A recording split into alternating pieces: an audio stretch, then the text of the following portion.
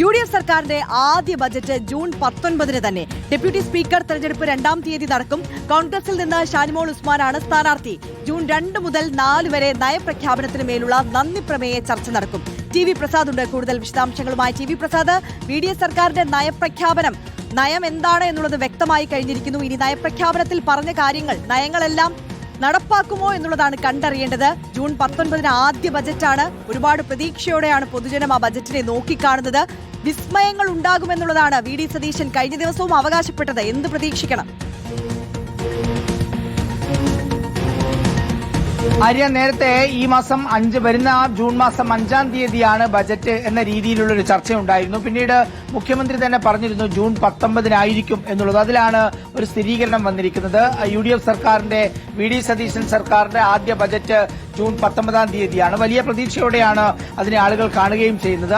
5 ഇന്ദിരാ ഗ്യാരണ്ടികൾ അത് ഇത്തവണ തന്നെ ഉണ്ടാകും എന്ന് പറഞ്ഞ സാഹചര്യത്തിൽ അതിനുള്ള പണം എങ്ങനെ കണ്ടെത്തും എന്നുള്ളതാണ് ഏറെ പ്രധാനം. മാത്രവുമല്ല, അതിന് മുമ്പായി തന്നെ സംസ്ഥാനത്തിന്റെ സാമ്പത്തിക സ്ഥിതി സംബന്ധിച്ചുള്ള ധവളപത്രം പുറത്തിറക്കുകയും ചെയ്യുന്നുണ്ട്. അങ്ങനെയെങ്കിൽ സംസ്ഥാനത്ത് നിലവിലുള്ള ബാധ്യത എന്താണ്, ഏത് രീതിയിലാണ് കാര്യങ്ങൾ എന്നുള്ളത് സംബന്ധിച്ചുള്ള ഏകദേശം ഒരു ധാരണ കിട്ടുകയും ചെയ്യും. എന്തായാലും ജൂൺ 19-ാം തീയതി ബജറ്റ് ഏറെ പ്രതീക്ഷയോടുകൂടി തന്നെയാണ് എല്ലാവരും കാണുന്നത്. ജൂൺ 2-ാം തീയതിയാണ് ഡെപ്യൂട്ടി സ്പീക്കറിന്റെ തെരഞ്ഞെടുപ്പ്. നേരത്തെ പറഞ്ഞതുപോലെ ഷാനിമോൾ ഉസ്മാനാണ് കോൺഗ്രസിൽ നിന്ന് മത്സരിക്കുന്നത്.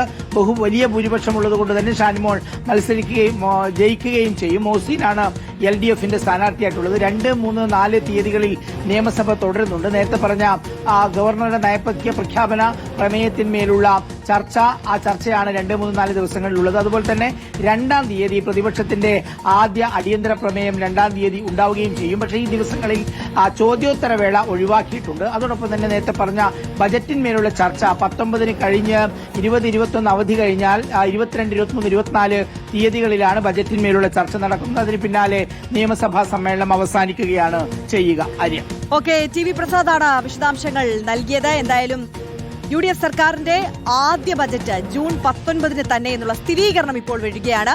ഡെപ്യൂട്ടി സ്പീക്കർ തെരഞ്ഞെടുപ്പ് 2-ാം തീയതി നടക്കും. കോൺഗ്രസിൽ നിന്ന് ഷാനിമോൾ ഉസ്മാനാണ് സ്ഥാനാർത്ഥി. ജൂൺ 2 മുതൽ 4 വരെയാണ് നയപ്രഖ്യാപനത്തിന് മേലുള്ള നന്ദി പ്രമേയ ചർച്ച നടക്കുക. TV പ്രസാദാണ് വിശദാംശങ്ങൾ നൽകിയത്.